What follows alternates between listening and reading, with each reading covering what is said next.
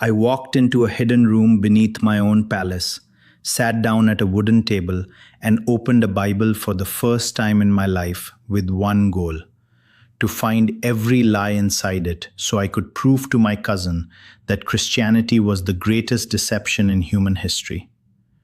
But the moment I read the first words marked in red, something hit my chest like a bolt of lightning, and I fell from the chair onto the stone floor, weeping so hard that my bodyguard outside the door thought I was being attacked. Have you ever been so sure that something was false that you were completely unprepared for the moment it turned out to be true? My name is Faisal Abdurrahman Al Saud.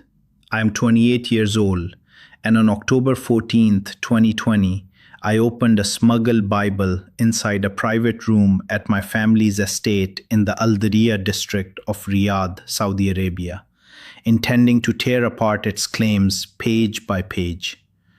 I had no idea that the book I sat down to destroy would destroy every single thing I believed and rebuild me into a man my own family would sentence to death. I was born into one of the most powerful families in Saudi Arabia. My father, Prince Abdurrahman bin Khalid Al Saud, served as a senior advisor in the Ministry of Islamic Affairs and oversaw the financing of dozens of mosques across the Gulf region. In our household, Islam was not merely faith, it was law, it was air. It was the foundation upon which every word, every meal, every relationship, and every decision rested.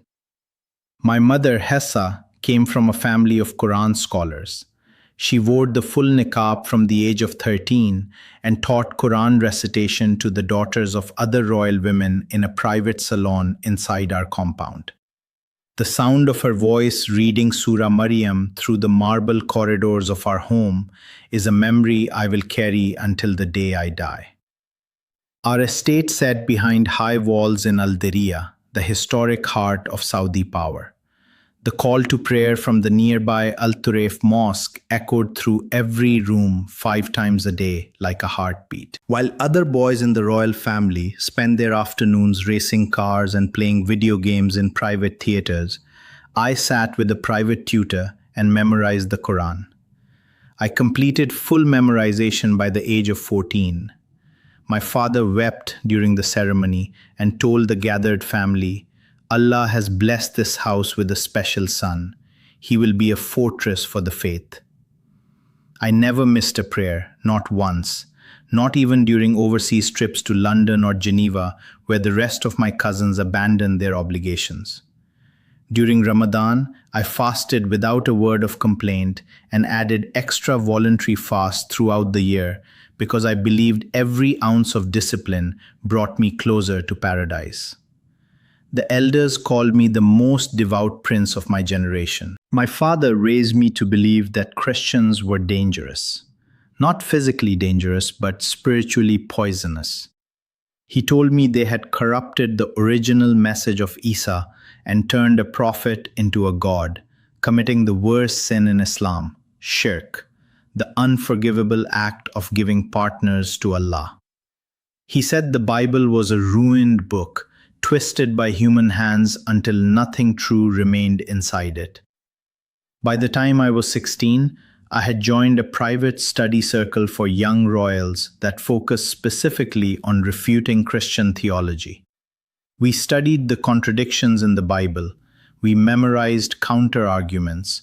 We were taught that every Christian missionary was a soldier in a cultural war aimed at destroying Islam from within.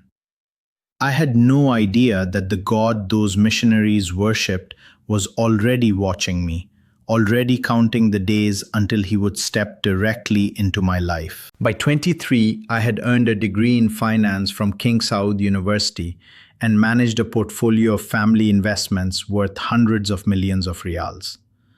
I was engaged to Noura bin Sultan, a beautiful and deeply devout woman from another branch of the royal family. I had everything: wealth, status, purpose, a faith I had never once questioned.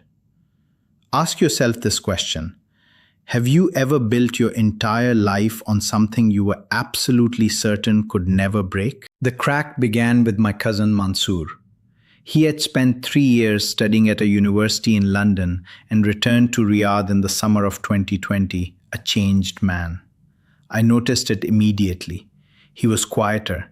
He no longer attended Friday prayers at the family mosque. When I confronted him privately, he told me something that made my blood freeze. He said he had been reading the Bible, not to refute it, to understand it.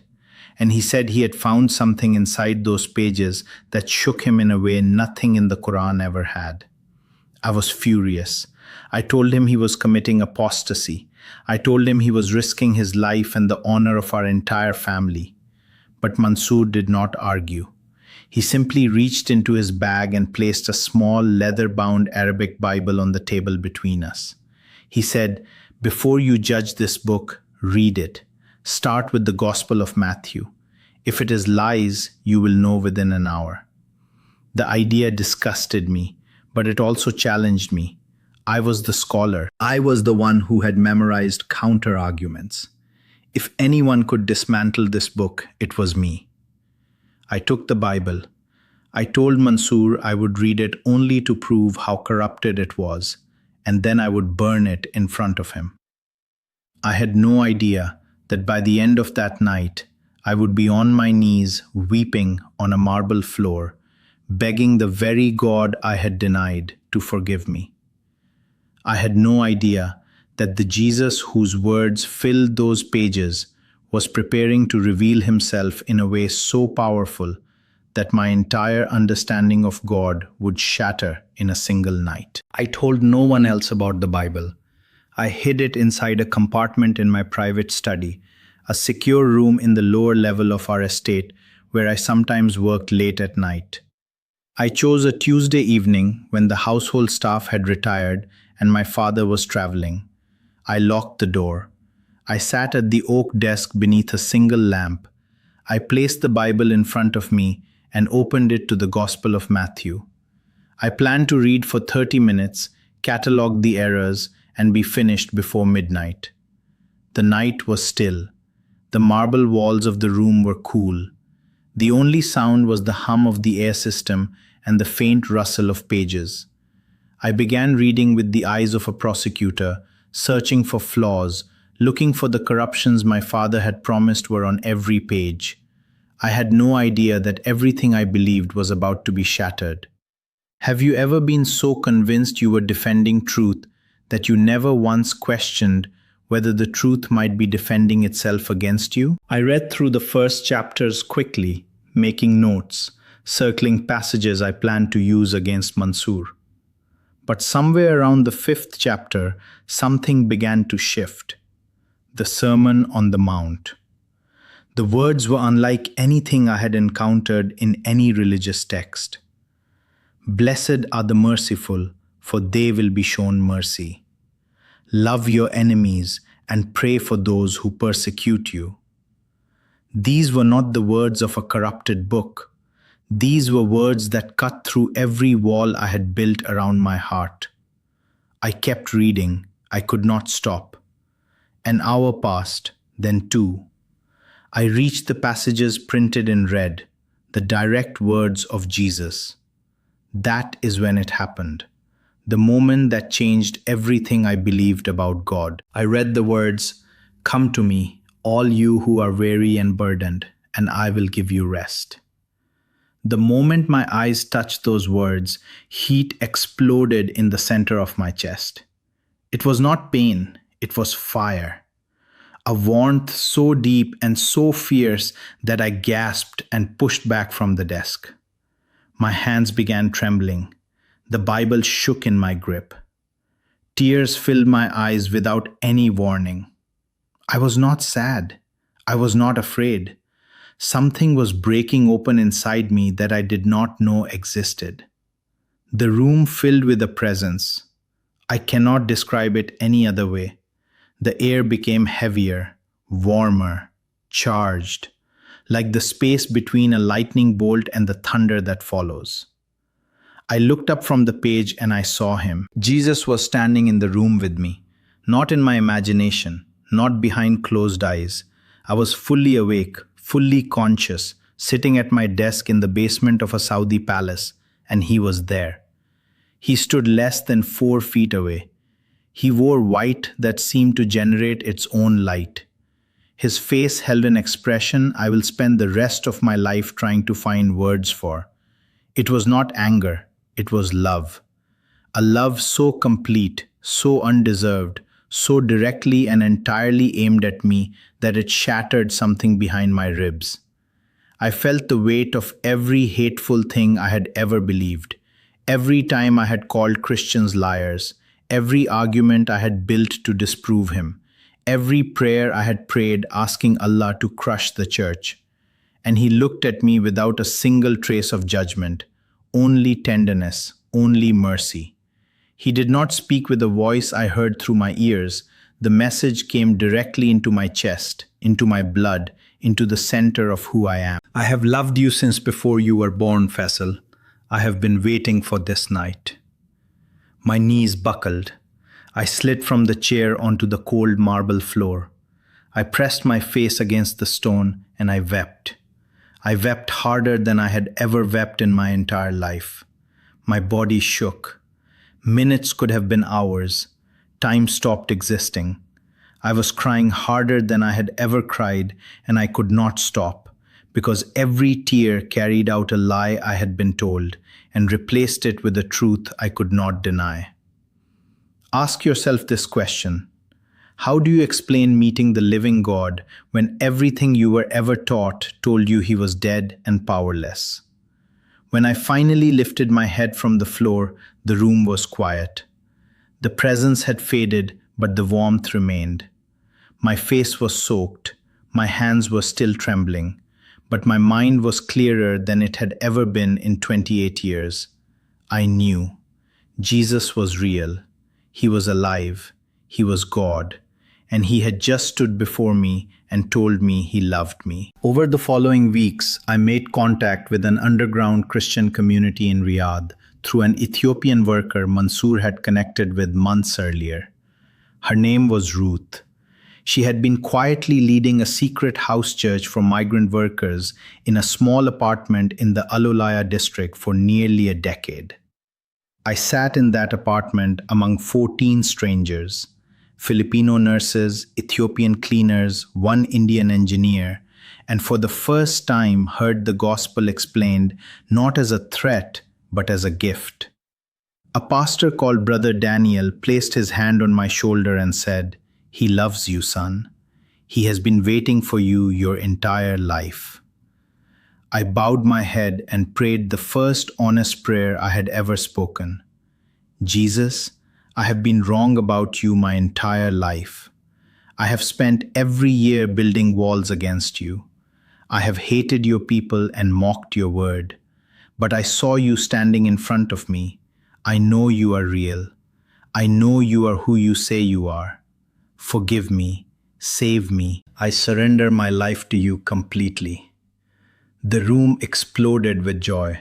Those 14 strangers held me and wept as though their own brother had come back from the dead. Mansour fell to his knees beside me and wept with gratitude. I was baptized in secret 8 weeks later in a bathtub in that same apartment. Brother Daniel poured water over my head and gave me a new name, David. After the king who loved God with a heart so fierce it rewrote the history of a nation. Ask yourself this question. Have you ever experienced a moment so real that it made everything before it feel like a shadow? What happened next changed everything, and it cost me everything I had ever known. Mansour and I grew careless. We were discovered exchanging encrypted messages containing scripture passages. A member of palace security intercepted them and reported directly to my father. Within 48 hours, I was summoned to the main hall of our family estate. My father stood at the far end, flanked by 2 uncles and a senior religious advisor. That is when the cost revealed itself. My father spoke slowly, and every word was a blade dipped in ice. You are no longer my son. You are dead to this family. You have brought a disgrace upon this house that 1,000 years could not wash away. He told me religious authorities had been consulted and that under the kingdom's apostasy laws, I could face execution. He said he would not intervene. My mother was not present. I learned later she collapsed when she was told. She sent me one message through a servant, a single sentence. How could you do this to us? Then all contact stopped. Noura, my fiancée, was informed by her family before I could speak to her. She returned the engagement ring through a driver with a note that said, I would rather mourn you as dead than marry an apostate. Every financial account I managed was frozen. Every door in the royal compound was sealed. Friends I had known since boyhood held a janaza prayer for me, a funeral for a man still breathing. Death threats arrived through channels I could not trace. I had no idea that following Jesus would strip every single thing I thought made me who I was. I was smuggled out of Saudi Arabia within 6 weeks through the underground church network. I crossed into Jordan carrying a backpack, a false travel document, and the same leather Bible Mansour had placed on my table the night everything changed. Ask yourself this question. Could you surrender your name, your fortune, your country, and your family for someone you could not see, but knew in the deepest part of your soul was real? But I gained everything that truly matters. I gained Jesus Christ. I gained a forgiveness that no amount of prayer or fasting or royal privilege had ever given me. I gained a peace that does not depend on palaces or bank accounts. I gained a church family in Amman, Jordan, who took in a fugitive prince and loved him as though he had always been their own. Mansour escaped 2 months after me. He is alive and safe, and we worship together every Sunday. Today I live in Amman with my wife, a Christian woman named Leila, whom I met at the church that first sheltered me. She was a Jordanian nurse who volunteered at a refugee ministry. She saw a man who had lost his title, his country, his fortune, and his name, and she chose to love him anyway. We were married in a small ceremony in that same church with white flowers and prayers and tears of joy. Brother Daniel traveled from Riyadh at great personal risk to officiate. Mansour stood beside me as my groomsman. Over 80 Muslims have given their lives to Jesus Christ after hearing my testimony. I work with a ministry that reaches people across the Gulf through the same encrypted networks that once nearly cost me my life. I still write letters to my parents twice a year. I write them by hand on simple paper, nothing like the royal stationery of my childhood. I tell them I love them. I tell them about Leila and about my son. I tell them about Jesus. No reply has ever come. I do not know whether my father reads those letters or burns them. But I send them because that is what love does. It does not stop. It does not give up. My son was born 9 months ago. The first words he heard were not the Adhan, the Islamic call to prayer that is whispered into every newborn's ear in a Muslim family. They were a hymn that Leila sang softly while I held them both and wept with a gratitude words cannot hold. I had no idea that the worst night of my life, sitting on the floor of my father's hall being told I was dead to my own blood, would lead to the most beautiful life I could have ever imagined. Ask yourself this question. If God can reach a prince locked behind the walls of a Saudi palace, surrounded by guards and tradition and a lifetime of lies, what on earth makes you think he cannot reach you exactly where you are sitting right now? The Saudi prince who sat down to disprove a Bible no longer exists.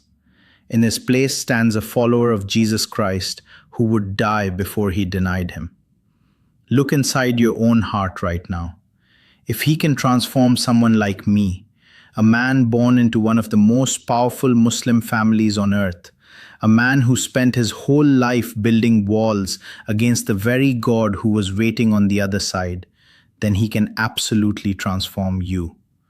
No matter what you have done or where you come from, the same Jesus who stood before me in that basement room beneath a Saudi palace is standing before you right now through this very testimony.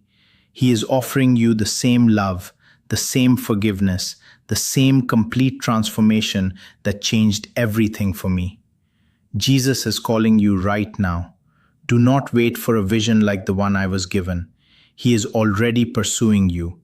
He has been pursuing you since before you pressed play on this video. Will you let him in and discover the love that changes everything?